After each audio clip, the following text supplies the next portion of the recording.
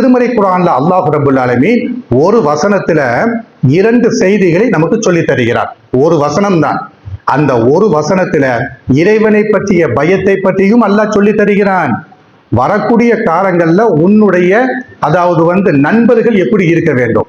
வரக்கூடிய காலகட்டங்கள்ல நீ பள்ளிக்கூட படிப்பு படிச்சாலும் சரி, பல்கலைக்கழக படிப்பு படித்தாலும் சரி, இன்னொரு இடத்த போய் கை நிறைய சம்பாத்தியம் பண்ணக்கூடிய சூழ்நிலைக்கு வந்தாலும் சரி, உன்னுடைய சேர்க்கை எப்படி இருக்க வேண்டும், உன்னுடைய சேர்மானம் எப்படி இருக்க வேண்டும் என்பதை ஒரு வசனத்துல அல்லாஹ் ரப்பல் ஆலமீன் சொல்லி தருகிறார். அது என்ன வசனம்? யா அய்யுஹல்லதீன ஆமனு, ஈமான் கொண்டவர்களே. அல்லாஹ் கூப்பிடுகிறான். எப்படி கூப்பிடுகிறான்? யா அய்யுஹல்லதீன ஆமனு, ஈமான் கொண்டவர்களே, என்னை நம்பிக்கை கொண்டீங்க தானே, அல்லாஹ் ஒருவன் இருக்கிறான் என்பதாக சொல்லி என்னை நீங்க ஏற்றுக்கொண்டீங்க தானே, அப்ப நான் அல்லாஹ்வாக இருக்கிறேன், நீங்க எல்லோரும் என்னுடைய அடிமைகளாக இருக்கிறீர்கள். அல்லாஹ்வாகிய நான் உங்களை கூப்பிடுகிறான். அல்லாஹ் எப்படி கூப்பிடுகிறான்? ஈமான் கொண்டவர்களே, இத்தகுல்லாஹ, அல்லாஹ்வை நீங்கள் பயப்படுங்கள். அல்லாஹ்வை நீங்கள் என்ன செய்ய வேண்டும்? பயப்பட வேண்டும். அல்லாஹ்வை பயப்படுறீங்களா? வகூனு மஅஸ் ஸாதிகீன, உண்மையாளர்கள் சொல்லி போட்டு யாரெல்லாம் இருக்கிறார்களோ அவர்களோடு நீங்க என்ன செய்யுங்க? பழகுங்க. நல்லவர்கள், உண்மையாளர்கள், ஒழுக்கம் உள்ளவர்கள், இந்த மக்களோடு என்ன செய்யுங்க? பழகுங்க என்பதாக திருமறை குர்ஆனுடைய ஒரு வசனத்துல இறைவனை பற்றிய பயத்தையும் அல்லாஹ் சொல்லி காட்டுகிறான். நீங்க யாரு கூட இருக்கணும். நாம சொல்லுவோம் தெரியுமா ஒரு பழமொழி, பூவுடன் சேர்ந்த நாரும் மணக்கும் அப்படின்னு சொல்லுவோம். அது மணக்கிற பூ, அதாவது வாழையினுடைய நார் இருக்குது பாருங்க, அந்த வாழையின் நாரை உரிச்சி எடுத்து அந்த நாரை நீங்க மோந்து பாருங்க, நாத்தம் அடிக்கும். அதே சமயத்துல பூவோடு சேர்த்து அந்த நாரை நம்ம கெட்டிட்டோம்னு வச்சுக்கிடுங்களேன், கெட்டுனதற்கு பிறகு அந்த நாரை எடுத்து நீங்க மோந்து பாருங்க, நாரும் மணக்கும். அதான் சொல்லுவாங்க. எப்படி சொல்லுவாங்க? பூவுடன் சேர்ந்த நாரும் மணக்கும், பூவுடன் சேர்ந்த நாரும் மணக்கும். கெட்டதுக்கு ஒரு உதாரணம் சொல்லுவாங்க. எப்படி சொல்லுவாங்க? இது கூட சேர்ந்த பசுவும் மலத்தை தான் திங்குன்னு சொல்லி போட்டு சொல்லுவாங்க. அப்ப பழமொழிகளை நாம படிச்சு வச்சிருக்கிறோம். பிள்ளைங்களுடைய விஷயத்துல அந்த பழமொழிகள் நாம பார்க்கிறோமா கேட்டா கிடையாது. அப்ப அல்லாஹ் சொல்லக்கூடிய செய்தி என்ன? அல்லாஹ்வை நீங்கள் பயப்படுங்கள். அல்லாஹ்வை பயந்ததற்கு பிறகு வகூனு மஅஸ் ஸாதிகீன, நல்லவர்களோடு நீங்க இருங்க என்பதாக திருமறை குர்ஆன்ல அல்லாஹ் ரப்பல் ஆலமீன் சொல்லி காட்டுகிறார்.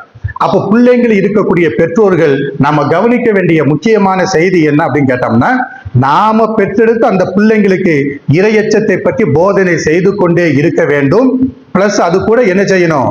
நீ யாரு கூட பழகிற, உன்னுடைய சேர்மானம் யார் கூட இருக்குது, உன்னுடைய சேர்க்கை யார் கூட இருக்குது, உன்னுடைய சேர்மானம் நீ யாரு கூட கூட்டாணி வைத்திருக்கிறாயோ, நீ யாரை நண்பர்களாக தேர்வு செய்திருக்கிறாயோ அந்த நண்பர்கள் உண்மையாளர்களா பொய்யர்களா, அவங்களுடைய கேரக்டர் என்ன, அவங்களுடைய நடத்தைகள் என்ன, இதை பற்றி எல்லாம் என்ன செய்ய வேண்டும்?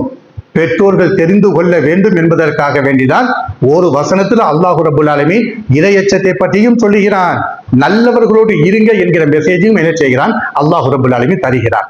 அதாவது இறையச்சத்தை பற்றி பிள்ளைங்களுக்கு எப்படி உபதேசம் செய்ய வேண்டும், அல்லாஹ்வை பற்றிய பயத்தை பிள்ளைங்களுக்கு எப்படி உபதேசம் செய்ய வேண்டும் என்பதை திருமறை குர்ஆன்ல அல்லாஹ் ரப்பல் ஆலமீன் லுக்மான் சொல்லி போட்டு ஒரு அத்தியாயம் இருக்குது பாருங்க. அந்த அத்தியாயத்துல லுக்மான் என்கிற ஒரு நல்ல மனிதர் தன்னுடைய பிள்ளைக்கு எப்படி இறையச்சத்தை பற்றி சொன்னாரோ அந்த ஒரு செய்தியை நமக்கு சொல்லி காட்டுகிறார். லுக்மான் என்பவர் ஒரு பெரிய தீர்க்கதரிசி கிடையாது. லுக்மான் என்பவர் ஒரு பெரிய நபி கிடையாது. லுக்மான் என்பவர் ஒரு பெரிய ரசூல் கிடையாது. லுக்மான் என்கிற அந்த நல்ல மனிதரின் மீது ஒரு அத்தியாயத்தை அல்லாஹ் ரப்பல் ஆலமீன் இறக்கி வைத்திருக்கிறான் என்றால், திருமறை குர்ஆன்ல சூரா முஹம்மது இருக்குது, நபிகள் நாயகத்துடைய பெயரால ஒரு அத்தியாயம் இருக்குது. நபிகள் நாயகம் அல்லாஹ்வுடைய ரசூலு. சூரா இப்ராஹிம் சொல்லி போட்டு ஒரு அத்தியாயம் இருக்குது. இப்ராஹிம் நபி அலைஹிஸ்ஸலாத்து வஸலாம் அவங்க அல்லாஹ்வுடைய நெருக்கமான நண்பர். சூரா ஹூதுன்னு சொல்லி போட்டு ஒரு அத்தியாயம் இருக்குது. இறை தூதர் ஹூத் நபி அலைஹிஸ்ஸலாத்து வஸலாம் அவங்க. அப்ப இறை தூதர்கள் மீது அல்லாஹ் ரப்பல் ஆலமீன் அத்தியாயத்தை இறக்கி வைத்திருக்கிறான். அதே மாதிரி ஒரு நல்ல மனிதர், அந்த நல்ல மனிதனுடைய பெயரிலேயும் ஒரு அத்தியாயம் இறக்கி வைத்திருக்கிறான் என்றால் அந்த நல்ல மனிதர் என்ன காரியத்தை செஞ்சாரு? அந்த நல்ல மனிதர் செய்த காரியம் என்ன? அவருடைய பெயரால ஒரு அத்தியாயம் திருமறை குர்ஆன்ல இருக்கிறது என்றால் அவர் செய்த புண்ணியம் என்ன? பிள்ளைங்களுக்கு உபதேசம் செய்தார். அவரு பெற்றெடுத்த பிள்ளைங்க, அந்த பிள்ளைங்களுக்கு சில உபதேசங்களை செய்தாரு பாருங்க. அந்த உபதேசத்தை அல்லாஹ் ரப்புல் ஆலமீன் பார்த்து விட்டு, அந்த உபதேசத்தை அல்லாஹ் ரப்புல் ஆலமீன் கேட்டு, இறை தூதர் நபிகள் நாயகத்திற்கு அந்த உபதேசத்தை அப்படியே ஒரு பட்டியல் போட்டு கொடுக்கிறார். லுக்குமான்னு சொல்லி போட்டு ஒரு நல்லடியார் இருந்தாரு. அந்த லுக்குமான் என்ற நல்லடியார் தன்னுடைய பிள்ளைங்களுக்கு என்னென்ன உபதேசம் செய்தார் என்பதாக ஒரு பேஜுக்கு அல்லாஹ் என்ன செய்கிறான், அந்த உபதேசத்தை சொல்லிக் கொண்டே வருகிறார். இந்த ஒரு பேஜுக்கு சொல்லி கொடுக்கப்பட்ட அந்த உபதேசம் இருக்குது பாருங்க, அந்த உபதேசத்தை நம்ம பிள்ளைங்களுக்கு நாம சொல்லி கொடுத்திருக்கிறோமா? அந்த உபதேசத்தை நம்ம பிள்ளைங்களுக்கு சொல்லி கொடுக்க வேண்டும் என்று நாம முயற்சி செய்திருக்கிறோமா? அந்த உபதேசத்தை நாமளாவது தெரிந்து கொள்வோம் என்பதாக சொல்லி அந்த உபதேசத்தை நாம படித்து பார்த்திருக்கிறோமா? இல்ல. அப்ப என் பிள்ளை எப்படி ஒழுக்கமானவனாட்டு வருவான்? இறை தூதர் முஹம்மது ஸல்லல்லாஹு அலைஹி வஸல்லம் அவங்களுக்கு லுக்மான் என்கிற ஒரு நல்ல மனிதர் தன்னுடைய பிள்ளைங்களுக்கு சொன்ன உபதேசத்தை நபிகள் நாயகத்திற்கு அல்லாஹ் சொல்லி காட்டுகிறான். நபிகள் நாயகம் ஸல்லல்லாஹு அலைஹி வஸல்லம் எந்த மக்களை எல்லாம் சந்தித்தார்களோ அந்த மக்களுக்கு அந்த உபதேசத்தை படித்து காண்பித்தார்கள். அந்த திருமறை குர்ஆன் நம்மளோடு இருக்கிறது. அந்த உபதேசம் திருமறை குர்ஆன்ல இப்பவும் இருக்கிறது. நாம படித்து கொண்டு இருக்கிறோம். நம்ம வீடுகள்ல இருக்கிறது குர்ஆன். அல்லாஹ்வுடைய வீடுகள்ல குர்ஆன் லைனா அடுக்கி வைக்கப்பட்டிருக்கிறது. அந்த உபதேசத்தை நாம படித்து விட்டு நம்ம பிள்ளைங்களுக்கு நாம சொல்லி கொடுத்திருக்கிறோமா? இந்த விஷயத்துல டோட்டலாட்டு நாம பூஜ்ஜியமா தானே இருக்கிறோம். ஏதோ அல்லாஹ் நாடிய சில நன்மக்களை தவிர்த்து போட்டு மற்றபடி இஸ்லாமிய உம்மத்தில அந்த உபதேசத்தை ஒவ்வொரு வீட்டிலேயும் ஒவ்வொரு பெற்றோர்களும் தங்களுடைய பிள்ளைங்களுக்கு சொல்லி காண்பித்தால் வாகன விபத்து எதுக்கு வரப்போகுதுன்னு கேட்கிறேன். வாகன விபத்து நடு ரோட்ல என் புள்ள, நடு ரோட்ல என்னுடைய புள்ள, நடு ரோட்ல வெந்த வெயில்ல கீழே கிடக்கிறான அந்த ஒரு நிலைமையா இந்த உம்மத்துல வரப்போகுது. அந்த உபதேசத்தை நாம தெரிந்து கொள்வதற்கும் ஆர்வப்படவில்லை. அந்த உபதேசத்தை நம்ம பிள்ளைங்களுக்கு கடத்துவதற்கும் ஆசைப்படவில்லை. அப்ப லுக்மான் என்கிற அந்த நல்ல மனிதர் தன்னுடைய பிள்ளைக்கு செய்த உபதேசம் என்ன? பிள்ளைய கூப்பிட்டு உட்கார வச்சு சொல்றாரு, யாபுனைய, என்னுடைய அருமை மகனே, அருமை மகனே, இன்னஹா, ஒரு பொருள். அந்த உபதேசத்தை எப்படி சொல்றாங்க பாருங்க. லுக்மான் என்கிற அந்த நல்ல மனிதர் தன்னுடைய பையனை உட்கார வச்சுக்கிட்டு பேசுறாங்க. பையனோடு உட்கார்ந்து பேசுறாங்க. புனைய பனி யா பனி யா பனி அப்படின்னு சொன்னா என்ன அர்த்தம்? பையனே, என்னுடைய அருமை மகனேன்னு அர்த்தம். என்னுடைய அப்ப அவருக்கு ஆம்பளை பையன் ஒருத்தன் இருந்திருக்கிறான். அந்த ஆம்பளை பையனுக்கு லுக்மான் என்கிற நல்ல மனிதர் எப்படி உபதேசம் செய்யறாங்க பாருங்க. நம்ம வீடுகள்ல பேரன்களாட்டு பையங்க இருக்கிறாங்க. நம்ம வீடுகள்ல மகனாட்டு பையங்க இருக்கிறாங்க. அந்த பையங்களுக்கு முதன்மையாக சொல்லிக் கொடுக்க வேண்டிய இந்த உபதேசத்தை சொல்லிக் கொடுக்கணும். இறைவனை பற்றி அந்த பயத்தை அந்த பையங்களுக்கு சொல்லிக் கொடுக்கணும். பையங்களோ பொண்ணோ நம்ம கட்டுப்பாட்டை மீறிட்டாங்கன்னு வச்சுக்கிடுங்க, நீங்க குடும்பத்திற்குன்னு சொல்லி போட்டு ஒரு ஃப்ரேமை வச்சிருப்பீங்க. உங்க குடும்பத்திற்கு உங்க வீட்டிற்குன்னு சொல்லி போட்டு ஒரு ஃப்ரேமை உருவாக்கி அதுல நீங்க வளர்ந்திருப்பீங்க. உங்க பிள்ளைங்களையும் அதிலேயே வளர்க்க நினைக்க வேண்டும்.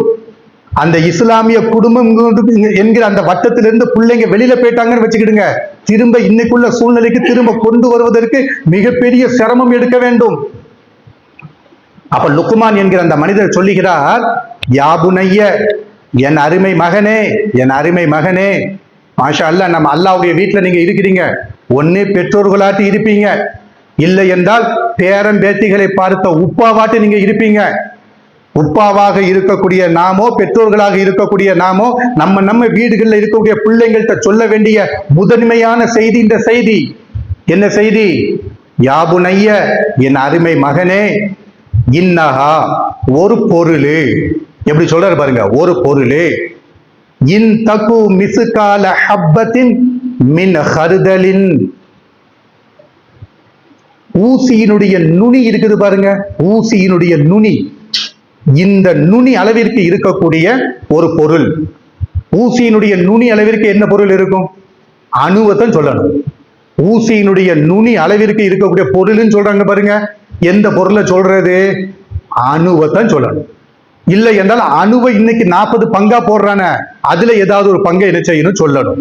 ஹருதல்னா என்ன அர்த்தம்? முன்னாடி நம்ம வீடுகள்ல ஓடு வீடுகள் இருக்குது பாருங்க. இந்த ஓட்டு வீடு சூரிய வெளிச்சம் உள்ள வரும். இப்படி வருகிற பொழுது நாம இப்படி படுத்து கிடந்து அந்த வெளிச்சத்தை பார்த்தோம்னா அணுக்கள் இப்படியே ஓடிக்கிட்டு இருக்கும் பாருங்க, தூசி மாதிரி பறந்துகிட்டு இருக்குமே, அதைத்தான் ஹர்தல்னு சொல்லுவாங்க. அப்ப இப்படி பறந்து கொண்டு இருக்கக்கூடிய ஊசியினுடைய நுனி அளவிற்கு இருக்கக்கூடிய ஒரு பொருள்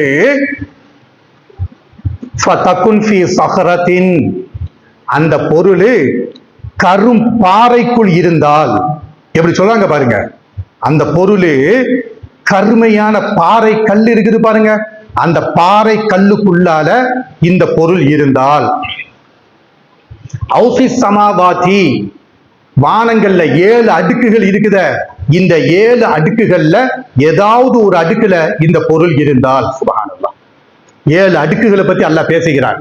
முதல் வானத்திற்கும் பூமிக்கு நடுவுலேயே எவ்வளவு கோள்கள் இருக்கிறது, ஸ்பேஸுகள் இருக்கிறது. மில்கிவேன்னு சொல்லுகிறான், நட்சத்திரம் சொல்லுகிறான், சந்திரன் என்று சொல்லுகிறான், என்னமெல்லாமோ சொல்லுகிறான.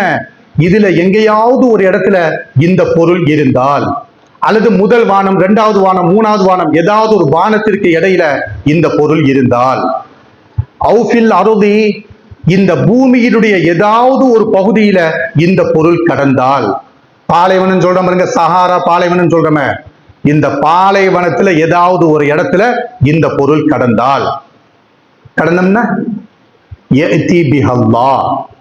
இந்த பொருளையும் நாளைக்கு மறுமையில் அல்லாஹ் கொண்டு வருவான்.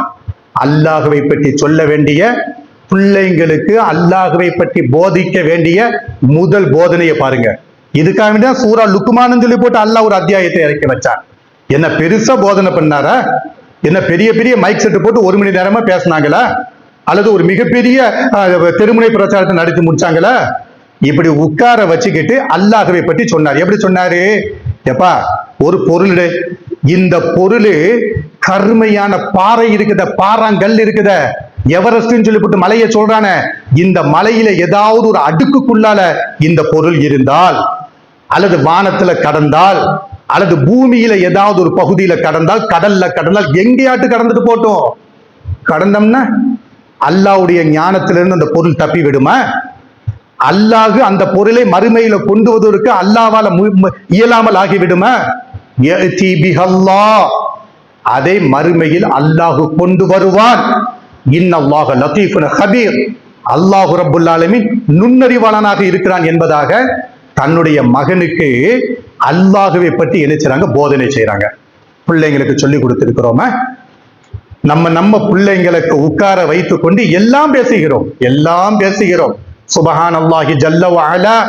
பிள்ளைங்களிடத்துல வந்து படிப்பை பற்றி நாம பேசிக்கொண்டே இருக்கிறோம். உன்னுடைய டார்கெட் என்ன? நீ இந்த உலகத்துல படிக்கும் பொழுது எந்த லட்சியத்தை அடைய வேண்டும்?